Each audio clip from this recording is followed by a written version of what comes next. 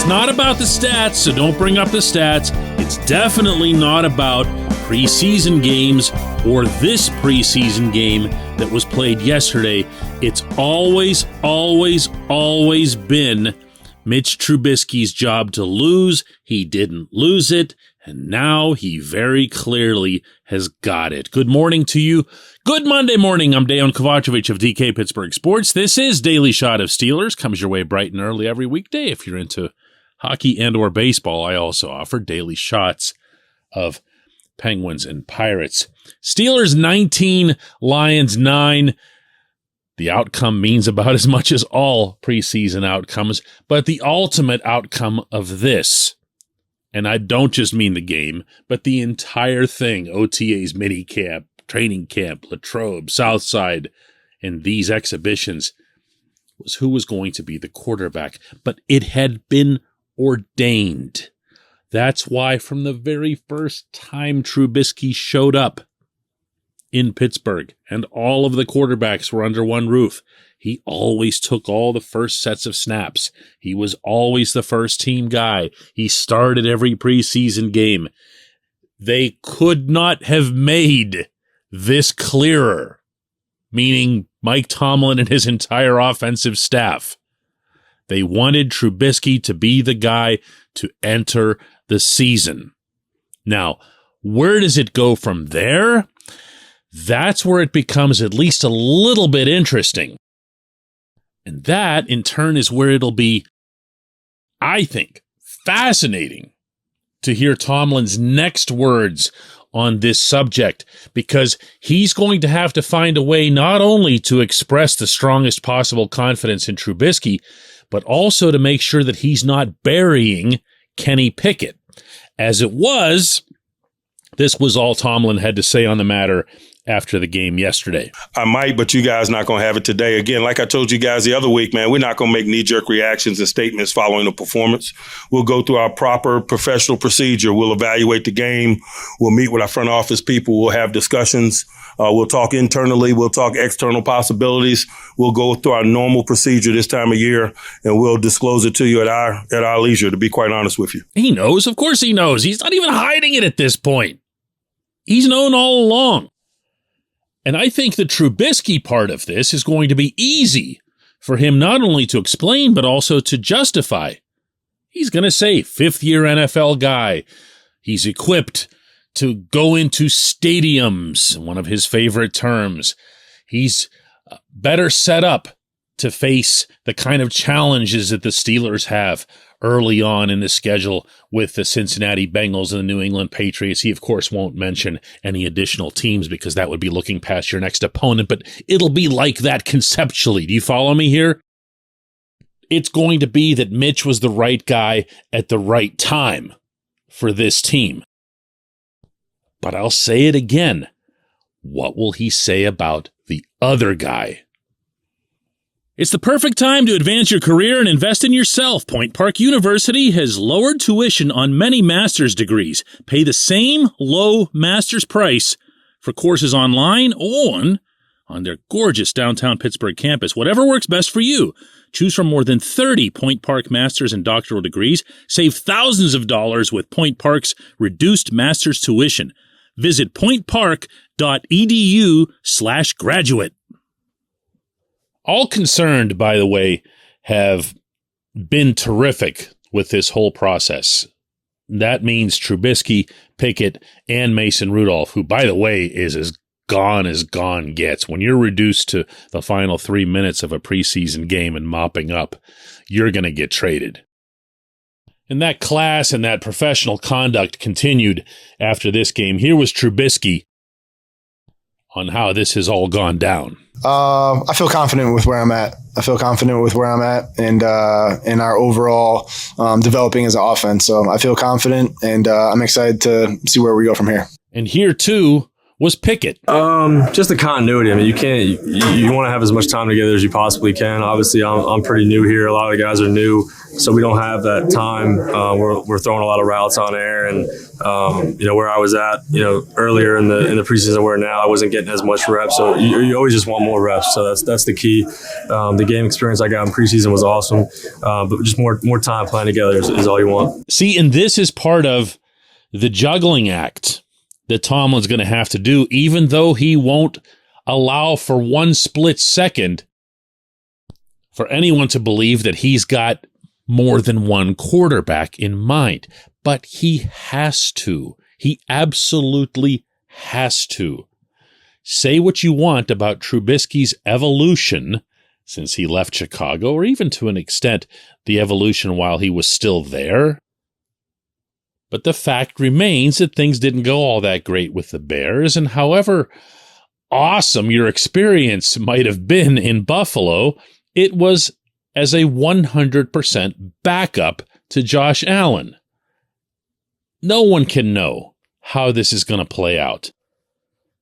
Is Trubisky going to be the guy that dropped that beautiful 38-yard rainbow arc into Deontay Johnson's arms, or the guy that split that seam so elegantly to find Pat Freiermuth down near the Detroit goal line? Or is he going to be the head-scratcher that ran out of bounds for a 4-yard loss when he could have just flicked the ball away?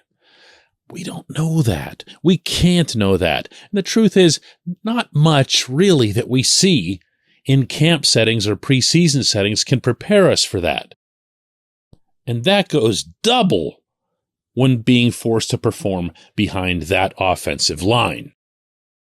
My own hope here out of this is that the head coach keeps his options legitimately open. Doesn't matter what he shares with me and you.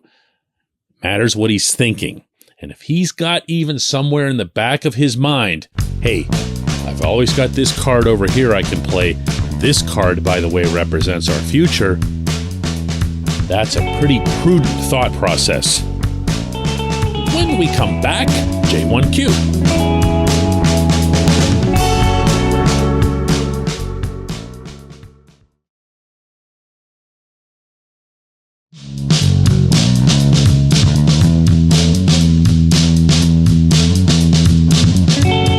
Welcome back. It's time for Just One Question, and that's brought to you always on this program by the personal injury law firm of Luxembourg, Garvin, Kelly, and George, LGKG. They represent people who are hurt in car accidents, who need assistance with workers' comp and medical malpractice claims. The attorneys at LGKG have been designated super lawyers, capital S, capital L, for the past 15 years. And yes, that is a real thing. The super lawyer designation is reserved for the top 5% of all attorneys in Pennsylvania. Learn more about them at lgkg.com or by calling 888-842-5454. And today's J1Q comes from Peter, who asks, what do you think of the wide receiver competition, DK? Everyone seems to be making plays at the position. This is so true, and it is such a positive that I'm glad you brought this up after I just rained all over this process. They have been good. But, Peter, if you'll allow me this one thing here. When I watch the wide receivers now, I have the same feeling as when I watch Najee Harris carrying the football, which is that this is all just a big waste of time because the line's not going to block long enough. They're not going to hold off people long enough for it to matter. They're not going to find holes and seal them long enough for any of it to matter. So I just feel like throwing that in here. I don't mean to be negative about the entire team. I just don't see a path forward without this offensive line getting a whole lot better in some form or fashion. But you couldn't be more right. Even on a night when Deontay went down to the shoulder injury, which, by the way, everything that I'd heard in the locker room, and to share this with you across the board regarding Deontay and TJ Watt, is that they're both really minor things. They're going to pass. Not so for DeMonte Casey, who was looking really good at the safety position and was even being utilized in 3 safety formations, which would have been a pretty neat thing for the Steelers. Maybe they'll still try it with Trey Norwood. To your actual question, yes, the wide receivers are looking really good and deep.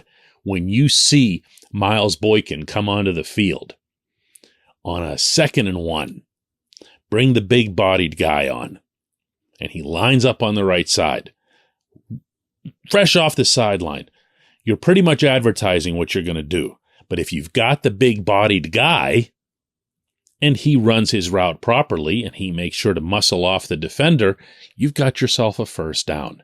No drama, no theatrics, no need to try different funny stuff. Move the sticks. I really, really like that. And if you don't remember that play, the next time you watch video of the game, if you're one of those, call special attention to it. How about Steven Sims right through the middle on that old Juju play? You know which one I'm talking about for the touchdown? Looks unstoppable when it works. Sims has executed across the board. Tyler Vaughns has been an impact player in the second halves of preseason games. Say what you want about that, but Tomlin's had a lot of good things to say about Vaughns specifically. And this was what he had to say about the wide receiver group and the choices that he's facing Tuesday after this game. I feel good about the group. I just appreciate the competitive spirit that all the guys gave us, and they played to their strengths. Big guys making big guy plays. Miles Boykin, Cody White making possession down plays at the sticks and things of that nature.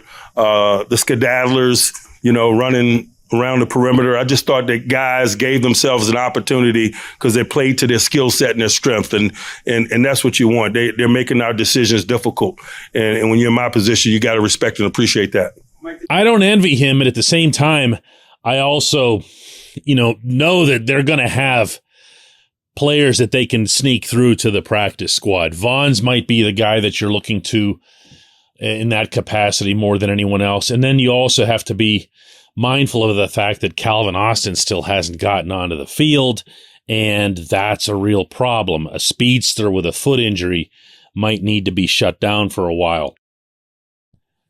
So if you add into that Anthony Miller being lost for the season, which, by the way, didn't help. This was a player who most observers felt, and I agreed with him, was going to make this 53-man roster. So there's opportunity here, and at the same time, there's extraordinary depth.